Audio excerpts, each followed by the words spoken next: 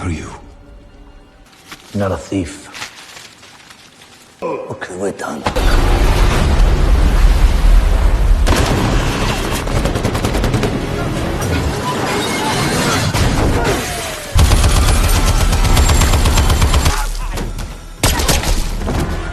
I figured that.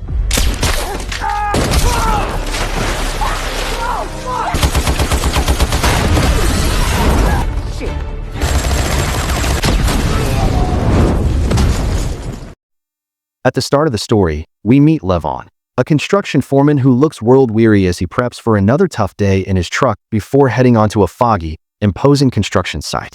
He's a man of few words but clear authority, joining his crew for a break and reluctantly accepting homemade food from a younger worker, Nikos, who calls him Heath. Levon gives the crew a gruff pep talk about the demanding day ahead: inspections, deliveries, potential bonuses, ending with a reminder about staying safe. The gritty routine shatters when thugs arrive, targeting Nikos. Levon steps in, trying diplomacy first, but when the thugs push, his protective instincts ignite. The quiet foreman explodes into brutally efficient action, dispatching the attackers with whatever construction tools are available. A bucket of nails becomes shrapnel, a pickaxe finds its mark, cement dust provides cover, and a hammer and shotgun finish the job. His message to the survivors is cold: get out, don't come back. His boss's daughter, Jenny, witnesses the violence's aftermath. Aware of Levon's hidden depths, she asks if it was military, a notion Levon dismisses. Despite his denial, she offers her support. The scene shifts drastically as Levon arrives at a lavish suburban house for his daughter Meredith's elaborate Alice in Wonderland-themed party. The joyous reunion is cut short by the arrival of Dr. Roth, his daughter's grandfather. He tries to provoke Levon, calling him an unsafe parent and a killer, attempting to incite the violence he suspects lies beneath the surface. Levon remains stone-faced, highlighting the stark contrast between his working-class life and the hostile, affluent world his daughter inhabits. Driving with his daughter Meredith, Levon notes the irony of her grandfather, Dr. Roth, hosting a party on his visitation day. Meredith skips breakfast to wait for him. At a diner, Levon gives her a framed photo of her younger self with her mother. Meredith sadly reveals her grandfather removed pictures of her mom, making it hard to remember her face. "She looks like you," Levon reassures her. Meredith confesses she's angry at her mom for dying and leaving them. Levon admits he feels the same pain. The scene cuts to a stark modern office where Levon faces his lawyers. They deliver grim news. Dr. Roth is leveraging Levon's 22-year military past, alleging untreated PTSD and brain trauma make him a violent risk. Roth is petitioning the court for severely reduced supervised visitation, just 1 hour every 2 weeks. Undeterred by the lawyer's warning that Roth's legal team will financially ruin him, Levon puts his $10,000 life savings on the table, determined to fight the legal battle till the end. Meanwhile, Jenny, Levon's boss's daughter, parties with friends after getting fake IDs. They hit a crowded bar where bartender Johnny gives Jenny a reserved table. Later, her friend Na gets sick in the restroom. As Jenny helps her, they're ambushed by a woman with face tattoos and a man with a skeleton hand tattoo. Jenny is gagged and kidnapped. Police arrive at the construction site. Jenny's desperate parents plead with Levon to use his skills to find her, as the police seem indifferent. Aware of his past and Levon's capabilities of hunting bad guys, they offer him $70,000 to find her. Levon, despite claiming he's a different person now, agrees, as he desperately needs the money. He drives to a remote cabin, greeted by an arrow thudding into a tree near him. It's his old comrade Garvey. Sharing drinks by a fire, their dialogue hints at a difficult shared past involving Levon saving Garvey's life, but failing to save his eyes. Levon confirms he's there about Jenny. Garvey advises Levon to lock in and go full-on because the situation demands his old self. Levon assures him he will, having promised Jenny's distraught parents he'd bring her back. Back in his modest apartment, Levon reviews the meager clues: a missing person poster for Jenny Garcia, 19, last seen at Skip's bar at 1:18 a.m., and photos of Jenny with her friends. He notices the location, Skip's bar, on his tablet and drives there. Levon tracks Jenny's last known location, Skip's bar. He examines the dimly lit alley behind the bar and uses a small camera to find a clue: a single pearl earring, just like the one Jenny wore. He follows this lead to the bartender, Johnny, finding him at home getting high. Levon bypasses pleasantries, demanding to know where Jenny is. When Johnny feigns ignorance, Levon shows him the photo, mentioning Johnny's friends snatched her. Johnny claims she ran off drunk. Levon, trusting biology over lies, doesn't buy it. He knows Johnny's lying and violently confronts him, demanding the truth. He employs a brutal waterboarding technique in the bathtub, using a wet towel to simulate drowning. Under duress, Johnny reveals the kidnappers' names and details, warning Levon that they are ruthless criminals who wipe out entire bloodlines. Just as Levon presses for names, Johnny's associates burst in. A chaotic close-quarters fight erupts. Levon uses Johnny as a human shield, taking out the attackers with lethal precision using his shotgun and their own weapons, then calmly adjusts his gloves. Checking the bodies, he confirms they are Russians by their tattoos, grabs the ransom money they had, and examines their belongings for his next clue. In the next scene, we see Ginny captive, desperately trying to free herself inside a dark, abandoned room. The next day, he sets up surveillance using his tablet connected to a hidden camera in his truck's thermos. A black Mercedes arrives, and two garishly dressed men get out, followed by an older, sharply dressed man who seems to be their handler or boss. Levon observes, records, and meticulously notes details, connecting the dots. The suited man, named Wolo, surveys the bloody scene, utterly unimpressed. His two flashy associates, decked out in bizarre tracksuits, report their findings. Wolo is furious, questioning why his own men ended up shooting each other. This is very unprofessional, he snaps, criticizing Johnny's lack of control. One associate tries to smooth things over, calling it bang bang time, a phrase that clearly doesn't amuse Wolo, and he slaps one of them. Wolo is furious about losing $90,000 of Simon's money. Examining a body, Wolo identifies the shotgun wound and realizes this wasn't a simple robbery. He muses, recognizing the professional touch and invoking his Vori visa status, a high-ranking Russian criminal organization. Meanwhile, Levon watches from his truck as a professional cleaning service van arrives. Two women emerge and start prepping to dispose of the evidence, including a large blue barrel. Levon notes this down, adding it to his intel. Just as the cleaners start bagging body parts, Levon gets a call. It's his daughter, Meredith. He switches gears instantly, his voice softening, reassuring her he's just working. The call ends with a heartfelt, "I love you," a stark contrast to the grim reality. The scene jumps to Levon meticulously tracking the black Mercedes to a luxurious modern mansion. He sets up surveillance in the woods overlooking the house, using high-tech thermal cameras and patiently observing. Inside, he watches Wolo arguing with his wife. Wolo brutally slaps her. She defiantly grabs a knife. Levon observes the ugly domestic scene impassively through his scope. Levon infiltrates the house, ambushing Wolo by throwing a hot jug of tea and leaving him gagged and tied to a chair teetering over an indoor pool. While casually making toast, Levon questions the gag mob boss. He removes the gag, warning Wolo to keep quiet or end up in the pool. He threatens him, boasting, "Do you know who I am? Vorov Zakwan." Levon, unimpressed, punches him. "That's for slapping that woman." Wolo spits, "That woman was my wife." Levon punches him again. "That's for slapping your wife." Levon retrieves his stolen cash, tossing it into the pool. "Not a thief," he clarifies, demanding Ginny's location. He claims he already knows the Russian mafia's hierarchy. Wolo claims this is all over a girl, mocking Levon. Levon repeats his promise. "I'm not selling her. I'm going to bring her home, not stopping till I do." Wolo scoffs, "Fuck you." Levon simply states, "Okay, we're done," then casually kicks the chair, sending Wolo plunging into the pool.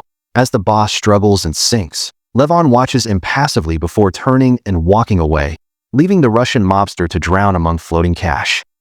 Levon, unbothered, uses the translation app on his phone and finds another suspect's name, Day. Outside the warehouse, professional cleaners again meticulously remove evidence of the earlier massacre, loading bodies wrapped in plastic into barrels. Then a man in a black suit, seemingly the real boss named Simon, arrives at the scene and reviews the footage of Levon's actions. He commands the twins to find out who he is and why he is doing this. Here, we also find out that Day is the son of Wolo. Unlike Wolo, Day is not a businessman but a mischievous person in a dark, dirty, dilapidated room. Ginny Garcia is still captive inside, standing near a grimy window with faint light filtering through. She touches the wall, appearing trapped and desperate. A small door or hatch opens. Ginny looks up, startled but somewhat resigned. The captor looks down at her. Ginny pleads her case, stating her name and her parents' names, Joe and Carla Garcia, insisting they have the wrong person and that it's a mistake. The captor reacts violently, grabbing Ginny, pulling out an ornate gold-plated pistol and pressing it menacingly against her throat and under her chin. She taunts her about death, comments on her appearance, calling her a pretty princess, and mockingly taps the gun barrel on her forehead. The captor reiterates the command to eat and get dressed, then slams the hatch shut, leaving Ginny alone in the dark. Levon calls a friend on the police force and asks about Day. His friend warns him that Day belongs to a dangerous mafia and suggests he check out a bar that sells meth to the Russians. Later that night, Levon returns to that same bar, this time carrying a concealed pistol.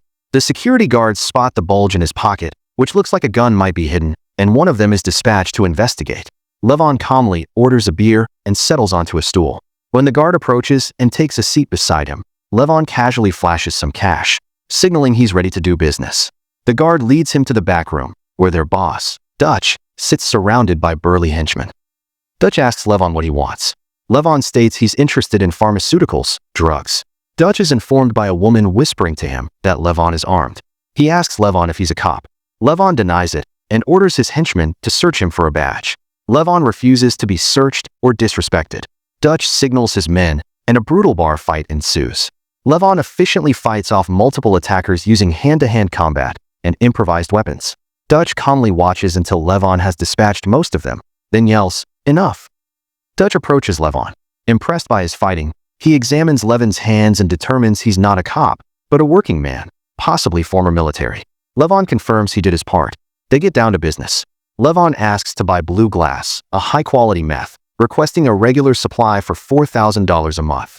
He negotiates the price down from $7,000 per half pound, Dutch's Chicago price, to $5,000. Dutch agrees to the deal and gives Levon instructions for the first transaction.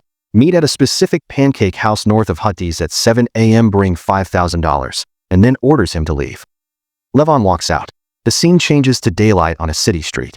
Levon gets out of a black pickup truck and walks toward the pancake house. Inside the diner, Pettis, the bearded henchman, and Parker are eating breakfast at a booth. Pettis remarks it's like an awkward Tinder date. Parker nonchalantly pulls the gold-plated pistol from under the table and aims it toward the entrance, confirming the meeting is a setup. As Levon presumably approaches, they hand him a burner phone after collecting the payment and tell him to wait for further instructions. Levon, annoyed, follows the instruction. As Levon leaves, his new burner rings. Dutch's voice crackles, "The product's under your seat." Levon retrieves a small package, but once outside, he tosses it into the river. Meanwhile, Ginny's captors, Viper and Artemis, shove her into a duffel bag and drive off to deliver her to a client. The man pays handsomely, remarking that Ginny reminds him of a character from his favorite painting. Suddenly, she stirs. She bites the client, and he yells to take her back. Back at the bar, Dutch calls Levon to schedule a meeting with his superiors, warning that this deal carries extra risk. The next day, Levon arrives at a sleek hotel in a sharp suit. Dutch introduces him to his supplier, Day. Levon hands over his payment, but Day demands to see his driver's license. Levon hesitates, then produces the license. It checks out. Day nods, satisfied, and opens a sturdy briefcase containing 4 pounds of meth. "Send me an eggplant emoji on that phone if you need more," Day says. After returning to his hotel, Levon flushes the contraband down the toilet. Then he starts checking photos of Ginny from that night and finds a suspicious person, Viper. He retrieves Johnny's phone, which he picked up earlier, and discovers Viper's photo in the wallpaper. He also finds chats between Johnny and Viper plotting Ginny's abduction. Using their messages, Levon triangulates Viper's location back to Dutch's bar. That night, Levon stakes out the bar from his van, hidden in the trees. Parker spots him on camera and sends a team after him. Levon steals a motorcycle and escapes. Engines roar and headlights slice through the darkness as motorcycles and cars give chase. Gunshots echo. A bike crashes and sirens wail. The police arrive. Levon crashes into a police car and tries to hide behind it, but officers catch him. Then the mafia twins show up again and ask the police to leave Levon to them, indicating that the police are also under the mafia's payroll. The officer soon subdues Levon. The mafia twins ask Levon how he knows Day and what his business is with him. The twins try to end Levon, but soon a fight ensues. Fists and gunfire erupt. The van overturns. Levon scrambles free from the wreck. The next morning, Simon discovers the twins' bodies, realizing they were actually his sons, and he summons a war council. Day scolds Viper and Artemis for their blunder that cost a $200,000 client, threatening them and ordering Ginny to be killed. At the war council, after discussion, they conclude that Day might know Levon. Later, Simon locates Day. He shows him CCTV footage and demands answers about the man responsible for so many deaths. Day recognizes the killer and hands Simon a photograph of Levon's driver's license. Simon's men trace Levon's true identity. Found him, they declare. The following afternoon, Levon gets a call from his daughter, Meredith, at school. Her grandfather never showed up to pick her up. Levon races to collect her and, on the route home, warns Meredith that he's made dangerous enemies. He asks her to track Roth's phone since it's linked to hers. They discover Roth is still at home, but when they arrive, Russian gangsters have beaten him and set the house ablaze. Levon bursts into the burning wreck and carries Roth to safety. Roth, battered and burned, glares at him. "You did this," he spits. "All of it." Meredith cuts in, telling Roth he should be thanking Levon for saving his life. Moments later, emergency services arrive. Roth finally nods his thanks, then leaves with Meredith. With danger still looming, Levon decides to take Meredith somewhere safe, his friend Gunny's remote country house. At the cabin, Levon confides in Gunny, suspecting that Day might have information about Ginny's location. Gunny listens, then offers a grim warning. "If you're planning to shoot your way in, make sure you're ready to shoot your way out." He leads Levon to a secured room, opens a vault, and reveals a stash of weapons. Levon selects an M14 rifle, deadly and familiar in his hands. As he gets ready to leave, Meredith pleads with him. Her voice trembles as she begs, "Please come back. I can't lose you too." Levon promises her he'll try.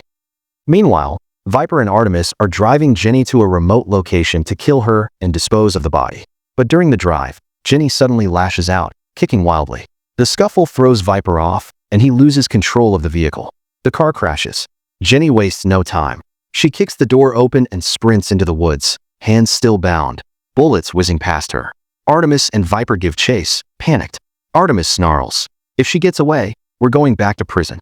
Ginny manages to tear through the ropes binding her wrists and keeps running. Eventually, she stumbles onto a road and flags down a police cruiser. The female officer recognizes her instantly, but instead of helping, she drives Ginny straight back to the kidnapper's hideout. Ginny stares in disbelief as the door locks. Artemis and Viper drag her to a grimy pond, ready to finish the job. But just as they raise the gun, their phone rings. It's their former client. He offers them $1 million to buy Ginny again on one condition. She must arrive dirty and conscious. He tells them to bring her to his trap house, where a twisted party is already underway. Meanwhile, Levon begins his infiltration of Day's base. It's brutal and fast. Hallways echo with the sounds of fists, gunshots, and bodies hitting the floor. Blood smears the walls as Levon carves a path forward. "Come closer," and she dies, Day yells, holding a gun to someone's head. Levon fires without hesitation and demands to know the whereabouts of Ginny. Day denies knowing her location and asks why Levon would kill everyone for just one person. Levon replies that he told her he has her back. After a series of beatings, Day gets into the car with Levon to the location. After taking care of Day, Levon searches for Ginny. He sneakily moves, hiding behind trees and eliminating the guards one by one. He continues to eliminate everyone in his path, including Dutch and his people, using any means necessary. At last, he finds Ginny. He kills Ginny's buyer and gives Viper a good beating. Ginny also somehow manages to knock Artemis unconscious. Then, suddenly, Simon's men arrive at the location, but they are instantly eliminated by Levon using a gun and a grenade. Levon leaves with Ginny on the motorcycle. From a distance, Simon watches the chaos unfold. He calls his brother and reports what he's seen. The voice on the other end is calm but ominous. "The devil's taken what he wanted. We don't go near him now." But Simon can't let it go. "He killed my sons," he says through clenched teeth. "Then you'll be next," the brother warns. "Revenge will break the brotherhood." Simon ends the call and screams into the night. In the aftermath, Ginny is finally reunited with her family. Tears flow freely as they embrace her and thank Levon for bringing her home. Later, back at Gunny's house, Levon and Meredith sit together at the table. For the first time in a long while, they share a peaceful meal, laughing gently between bites. And the movie ends. Make sure to subscribe and turn on notifications so you can watch more videos like this. Thank you for watching, and see you next time.